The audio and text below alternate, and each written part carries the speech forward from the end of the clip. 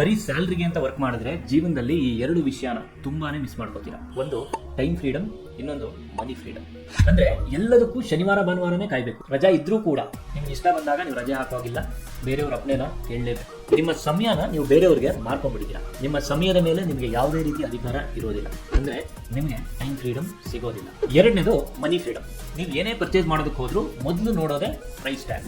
ದುಡ್ಡು ಎಷ್ಟಾದ್ರೂ ಸರಿ, ನನಗೆ ಇದು ಇಷ್ಟ ಆಯ್ತು, ನಾನು ಪರ್ಚೇಸ್ ಮಾಡ್ತೀನಿ ಅಂತ ನೀವು ಏನನ್ನೂ ಪರ್ಚೇಸ್ ಮಾಡೋಕ್ಕಾಗಲ್ಲ. ಜೀವನ ಪರ್ಯಂತ ಬರೀ ತ್ಯಾಗನೇ ಮಾಡ್ಕೊಂಡ್ ಬರ್ಬೇಕಾಗುತ್ತೆ.